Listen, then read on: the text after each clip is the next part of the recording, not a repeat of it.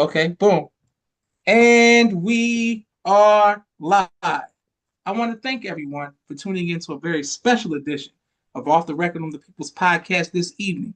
We have a magnificent guest with us tonight, one who is going to give us some amazing information as well as inspiration, and that is none other than the frontline soldier, a believer, an activist, a family man, and so much more, none other than our brother all the way out of Mosque number 12, Philadelphia, Pennsylvania, Brother Andre Muhammad. Assalamu alaikum, sir.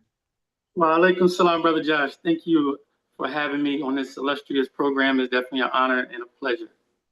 Praise be to Allah. The honors are, sir. The first question that we have for you today is when was the first time you heard the teachings of the Most Honorable Elijah Muhammad? Yes, sir. So the first time I heard the teachings was at Hampton University, 1988. Hampton University.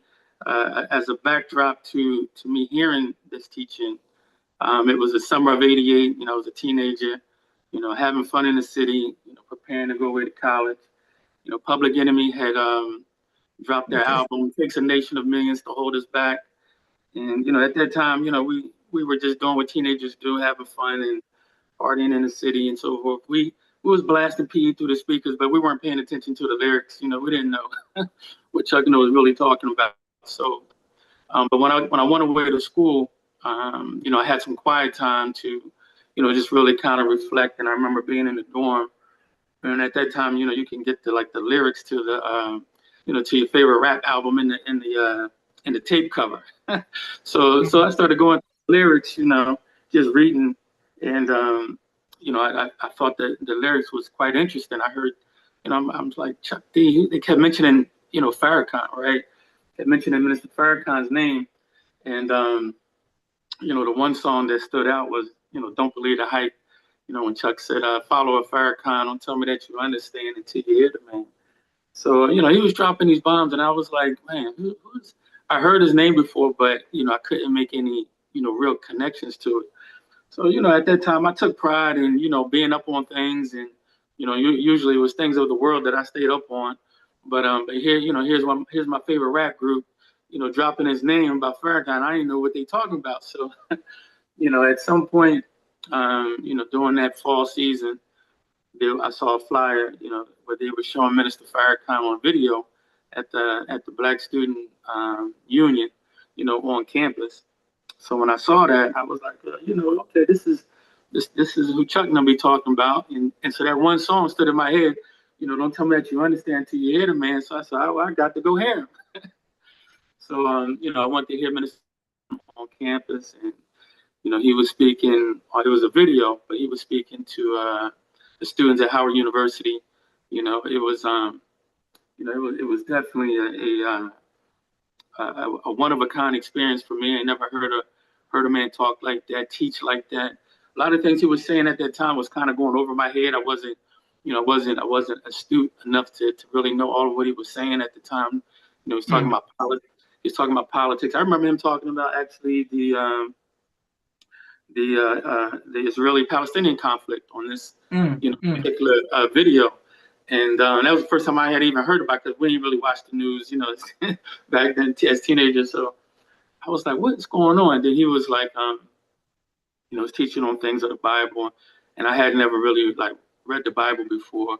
So I couldn't really, you hear some things, but I never really studied the Bible. So it was things going over my head. But the things that did, stick with me and stood out, he was talking about, alcohol and drugs, and how much we spend, a year on alcohol consumption and cigarettes and drugs and all of that, and how if we could discipline our bodies, and he talked on the body being the temple of God and not defiling it and all. But he went into talking about, just imagine if we were to use that money, on nonsense, to pool our resources and, and really begin to own our community, in terms of that. So, those are some things that stood out. And it was staggering, but that was like my first time hearing, the minister. And from there, I was inspired to do some research on him, so I wanted to go to the library and do my research paper on Minister Farrakhan. But he was contemporary at that time, so there wasn't no books to find. I knew I couldn't rely on the media, you know. So I want to step ahead. I remember him mentioning, his teacher, the Honorable Elijah Muhammad, in the lecture. So I said, well, I'll do it on the Honorable Elijah Muhammad. I did find message to the black man, on campus. So I did my report on him, and that was the beginning of a long journey. Yes, sir. Beautiful. All praises to Allah. Excellent. Thank you, sir. And we're glad that that's how it all started. Sister Naima, welcome salam, family, and thank you to everyone who's showing love in the comments. Man, we truly appreciate you all. Everybody who's sending positive energy to our brother Andre out of Philadelphia. How did your family and friends feel once you told them that you accepted the teaching? Wow, that's a good question. For the most part, so there was a lot of pushback initially, because I had old heads who, my elders, they were kind of following the nation to an extent. Philly was a big. The nation was a big deal in Philly. When Mo was just coming up, so there was a lot of positives, but there was also some negatives too. And so so my family who experienced the negatives, they had things to say.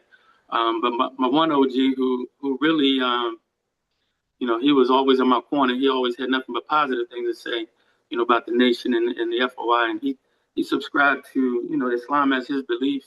And, although he had an addiction, had alcohol addiction, but he was really the first one to, teach me about the FOI Nation of Islam when I was a young boy.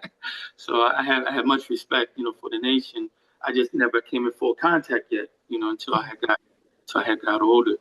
So so there was some pushback from those who had some negative experiences, not directly being in the nation, but just from some of the things that may have been going on that wasn't in line with the teachings, mix up street and real and our real Islam, So, but other than that, like my grandmother and those, they saw the positive changes.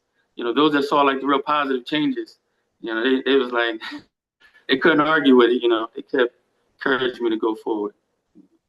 But my friends, though, I had to, you definitely had to change your circle because those that I was running with, it was different lifestyle and everything.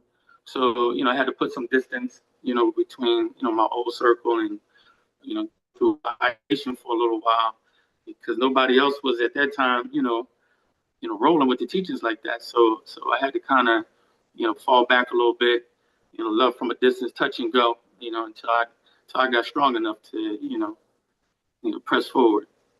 Yes, sir.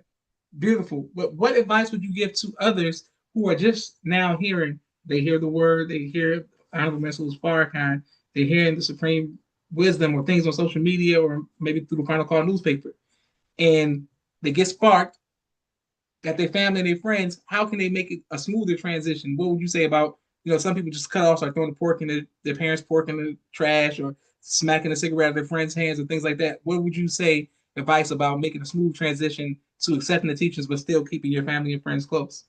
Yes, sir. I would say be a critical thinker and study. Like study for yourself. Now it's then we didn't have the social media outlets and all of that. So the only way we was going to know, you had to study. Like the second part of my journey, it was actually as I'm on campus. The second part of my journey was Dr. Khaled came to Hampton University live, and to be honest, it wasn't until really Dr. Khaled came in person that I began to like really make a real change. Okay. For myself, I was still straddling the fence in the world, still doing knucklehead stuff even on campus, and that lifestyle was catching up to me. But when Dr. Khaled came, that was like spellbounding. So he came and he brought the FOI from New York, I believe it was. And that's my first time really seeing the FOI live in color and in flesh. That was an amazing experience. The FOI was flanked all in the balconies, and they looked like Black Secret Service, and we're in this auditorium. And at that time, there was like beef going on between um, the football players and the fraternity brothers in terms of, who ran the yard. So there was beef going on. Somebody had got shot and so forth. But Dr. Khaled came, and I didn't know all of what he was going to be talking about, what his agenda was. But he brought the heat. And one of the things that stood out about that experience was his knowledge. He would mount the rostrum with just like books, just put the books on it, and it was just dropping knowledge from like every corner of the sun. I'm like, and he was strong, beautiful, and black with it. You know what I mean? So it was, that one that really inspired me to want to study. But he kind of set that tone of precedent, like, you got to study. You really got to study. So that would be my word of advice, is that you know you know we gotta get back to that critical thinking, studying for ourselves. Even when you do have things on the internet that you're looking at, vet that out, study and study more, press, ask the whys behind the teachings, go a step further and validate, verify everything.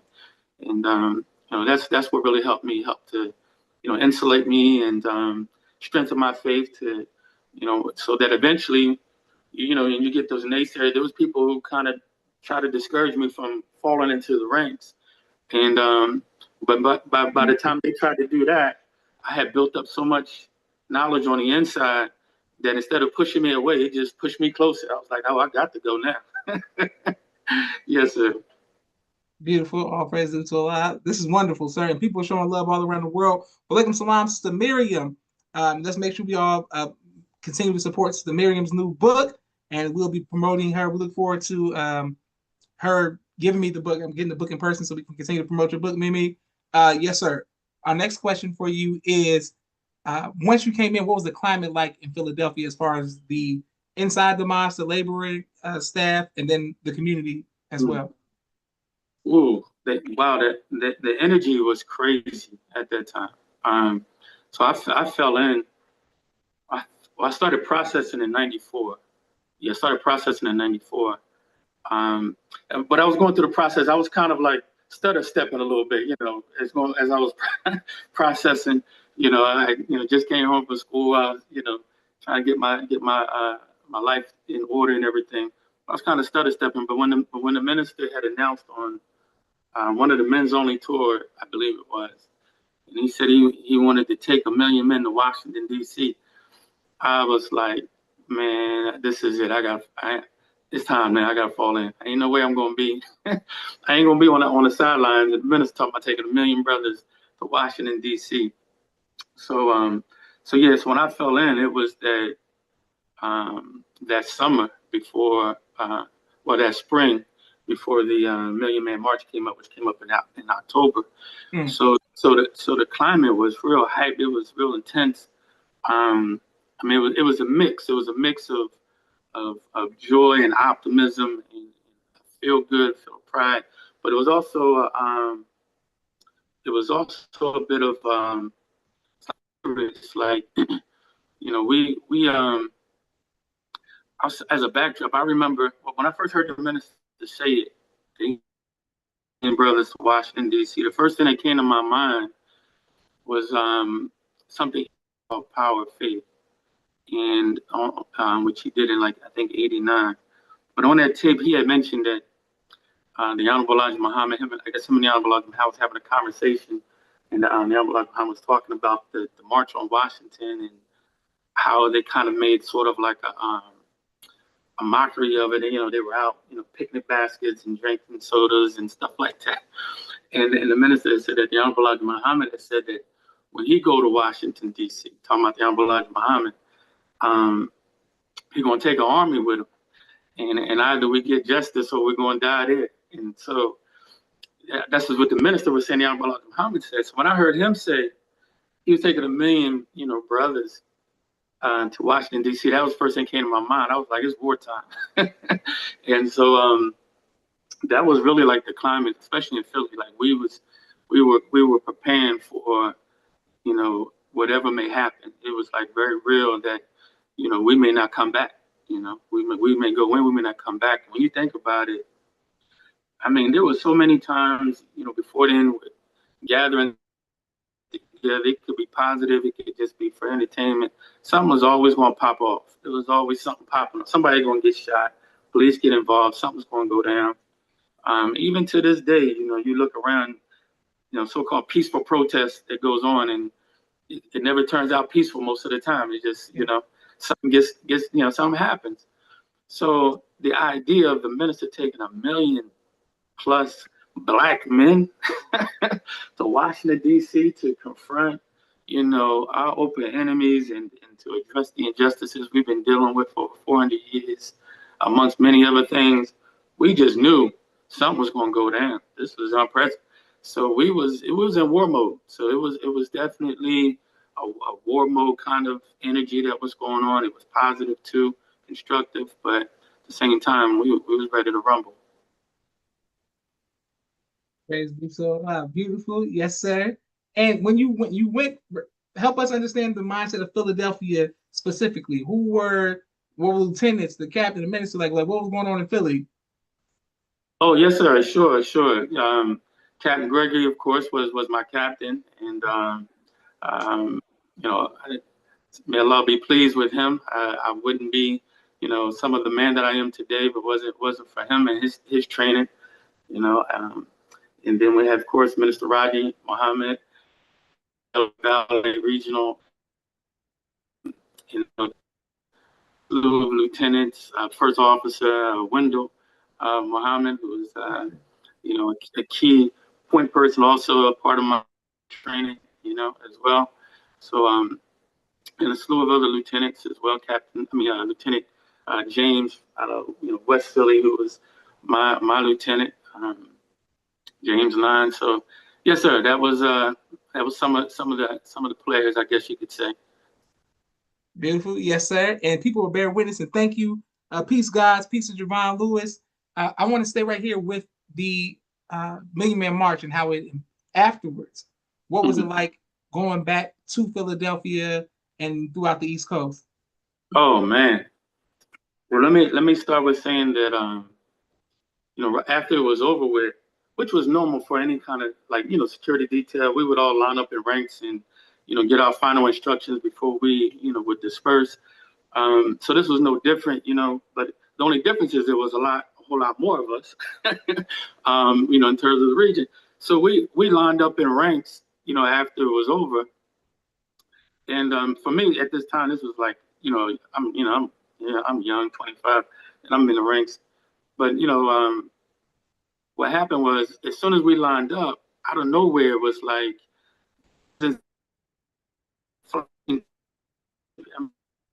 just flat people just taking pictures, taking pictures, taking pictures. It was like we were celebrities, you know what I mean? Mm. And I remember, once we did disperse, was all walking back to the car. It was like, yeah, young people in all different colors too. Even some white people. They were, can I take a picture? Someone even wanted an autograph. I was, I was a celebrity for a day. You know what I mean? It was that kind of, that kind of energy. But yeah, I'll never forget that. As far as the aftermath, that was a big wow moment. All praises to Allah. Yes, sir. And Brother Andre, do you believe that in all of the since 1988 hearing it, now it's 2025, that we will ever experience or see something like the Million Man March again? Oh, you mean will we ever see it again in the Yes, future? sir.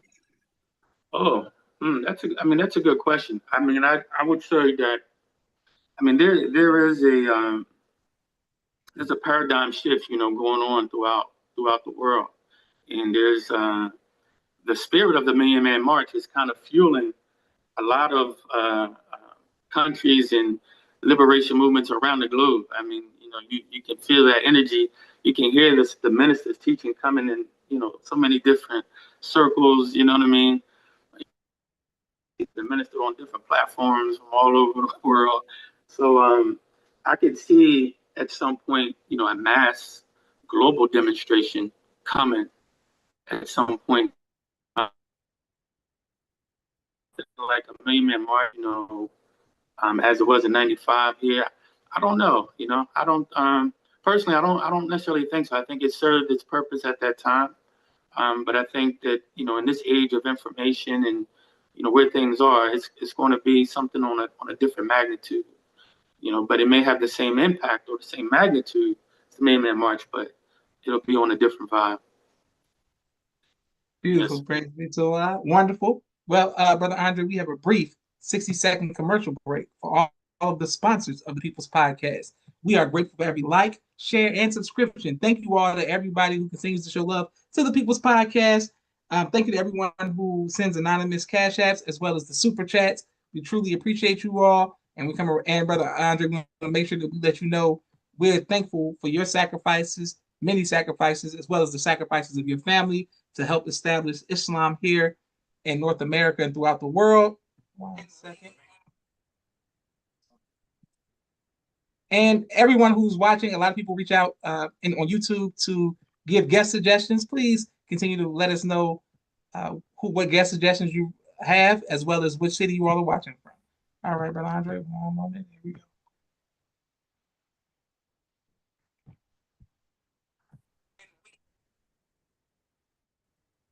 Premier Media Production. He has a 4K camera and a drone. He does television and film editing. Please reach out if you need any of that. Sister Naima, Stay On Point Dance Academy. She teaches ballet virtually to young girls all across the country. Sister Miriam, ABC I Love Me children's book and coloring book. My father's book, A Soldier in the Movement of Christ. My two books, Cleopatra, which is a children's book, and No Father, No Excuse, both of which are available on Amazon. All right. Great. Excellent. All right. My next question for you, sir, is when did you go from seeing the Honorable Minister Louis Farrakhan as maybe as a public figure or someone, public enemy, as an activist, to someone who was in fact divinely guided? When did you have like the wake up call to say this is who this is? Yes, sir. Yes. Well, I would have to say, yeah, I would have to say it started pretty early, like the summer of '89. So what happened was some things, my lifestyle had caught up to me while I was in school. I was a freshman in college. Not to go into all of that, just it caught up to you not having knowledge of self, and so I wound up getting kicked out of Hampton University that particular year, and then that summer, my grandfather had passed away like in that spring, and we were pretty close. So that summer of '89, I was kind of going through a little bit of a soul searching, trying to regroup, restart life, reevaluate some decisions and chart a new course. And anyway, I had saw a flyer that was it was called Mother's Day Message, 1989. Mr. Farrakhan was going to be speaking on I think they called it a satellite broadcast or something like that at that time. And he was speaking on satellite, and so at the Wynn Plaza here in West Philly. And so I had made a decision. I'm gonna go, pick up where I left off. And where Dr. Collar had left me off, I'm gonna go hear the minister now, on satellite. And watching that lecture, which was really profound.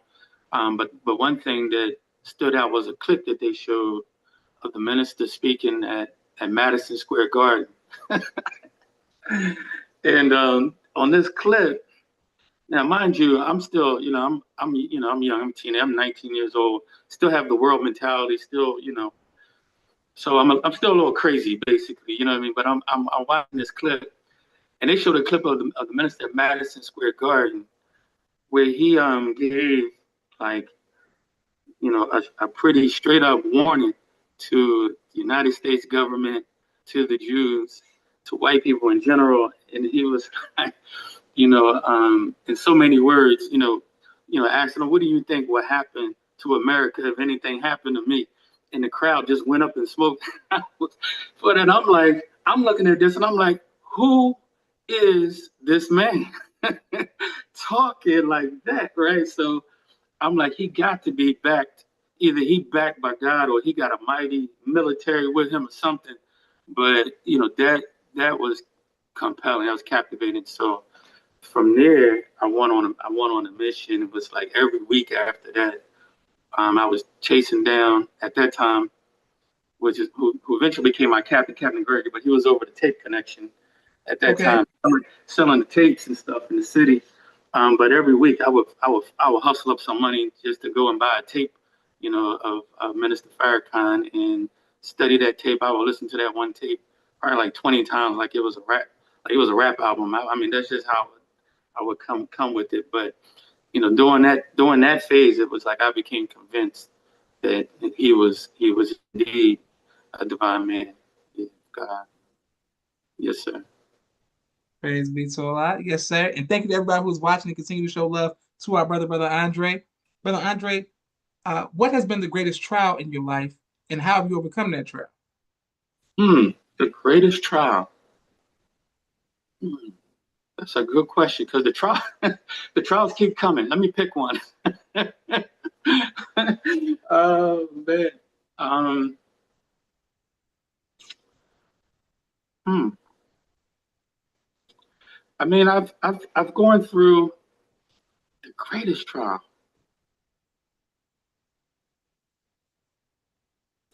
I mean, I would have to say, you go probably my greatest trial was, when you go through the minister had there was a study guide I remember studying about mixed feelings, emotions, and controversy.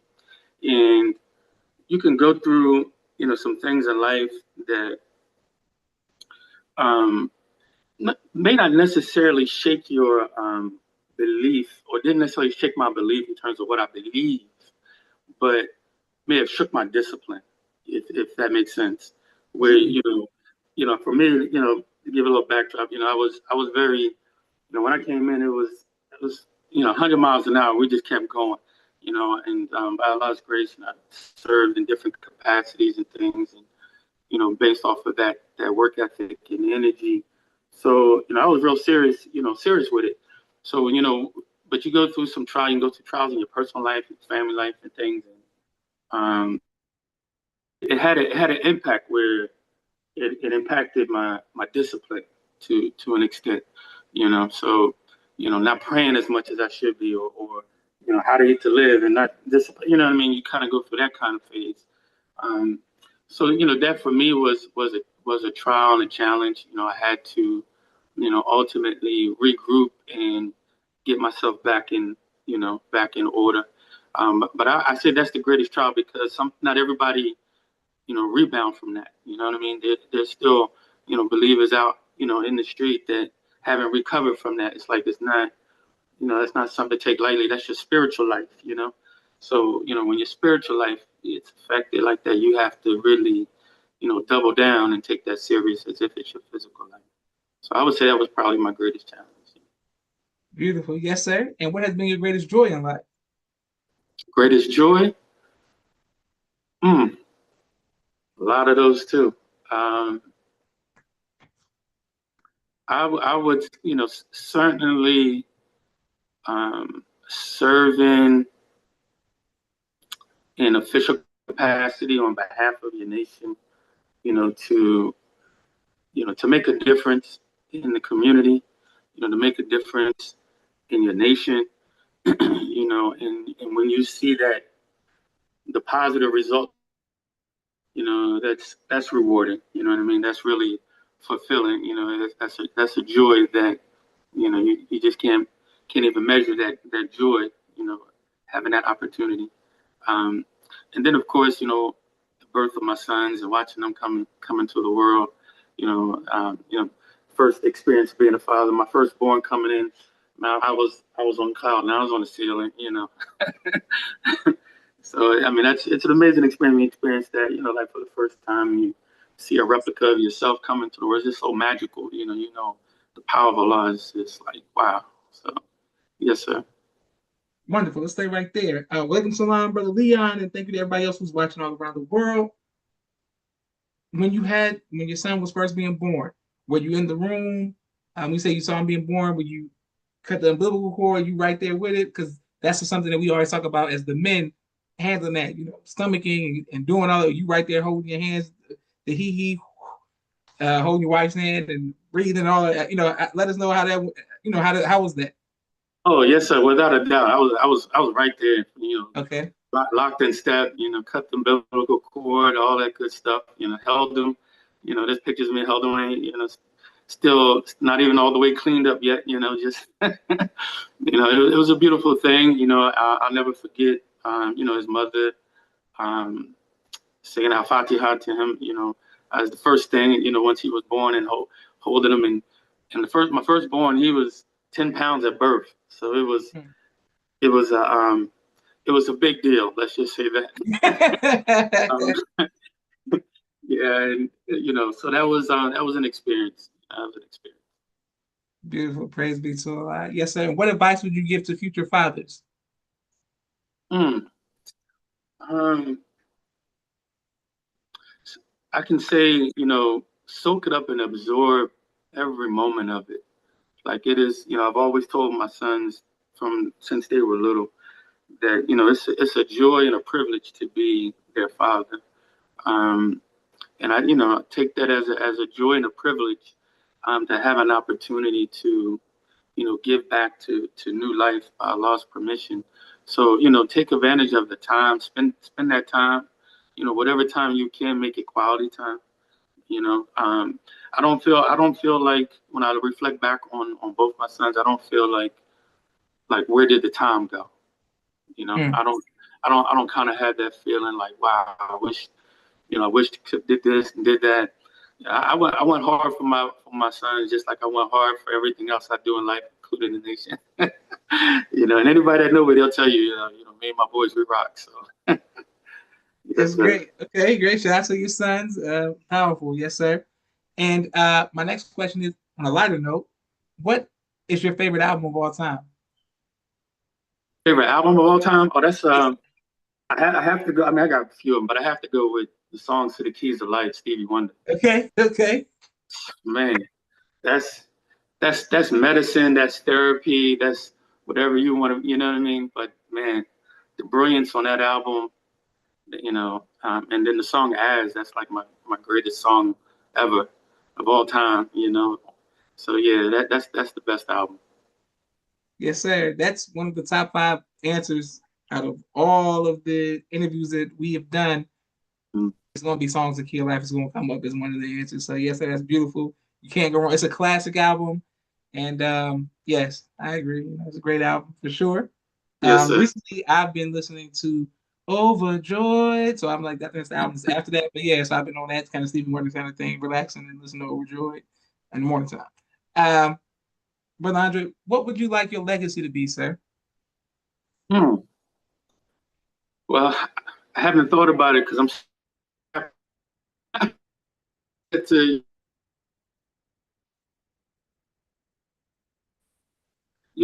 the one time I was paid a compliment that I say is like the greatest compliment that I've ever received from a brother. Um, but this brother, and if he's watching, and brother Gregory Six out of Philadelphia. But one day we were on a detail, and at that time I was a young lieutenant, and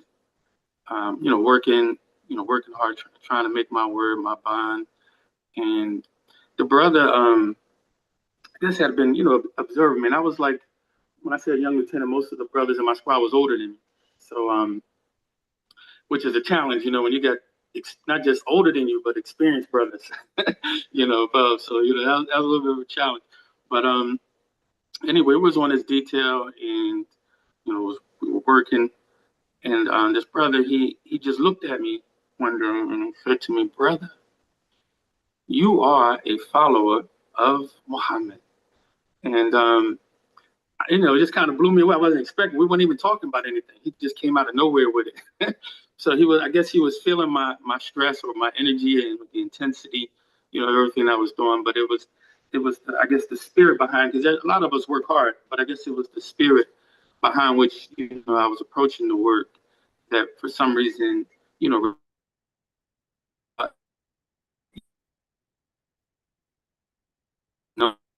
Allah to be deemed worthy, first of all, on Allah's side, but to just be found as a good brother and a follower of Muhammad, that's enough for me. And because everything else will take care of itself, as far as your legacy is concerned.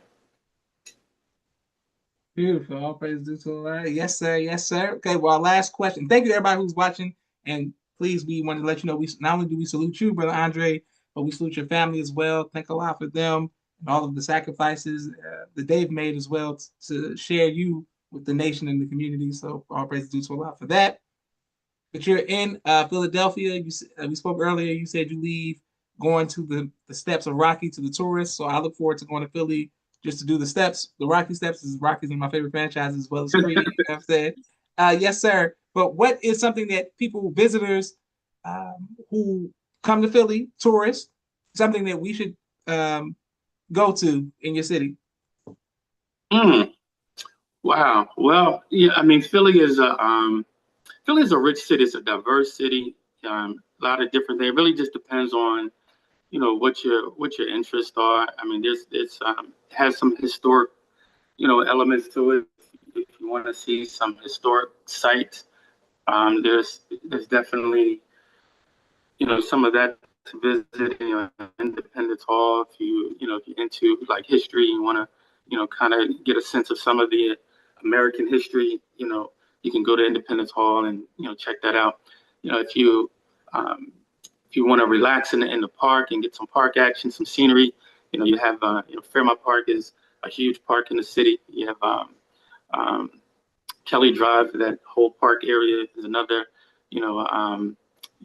tourist attraction, I would say. You have South Street if you're into shopping and some of the historic shops there, as far as the scene is concerned. Um, and then you have in the neighborhood, you have some legacy, bookstores and stores and things like that culturally. Okay. Okay. If you want to, taste in some of that, Philly is very diverse. And then of course, it's a big sports city. So, Yes, uh, sir. if you want to get a taste of the sports vibe and, go down to FDR Park and, the Lincoln Field area and just kind of, bask in that kind of energy, you can do that too. Wonderful. Okay. Well, you sold us and gave us some great advice today. And thank you, sir, Brother No Andre. problem. This has been great. This is Joshua Leonard Muhammad signing off for the People's Podcast. Assalamu alaikum, sir. Wa alaikum salam. Thank you for having me, Brother Josh. Blessings to you and your Yes, family. sir. Thank you. It's our honor. Thank you all for watching.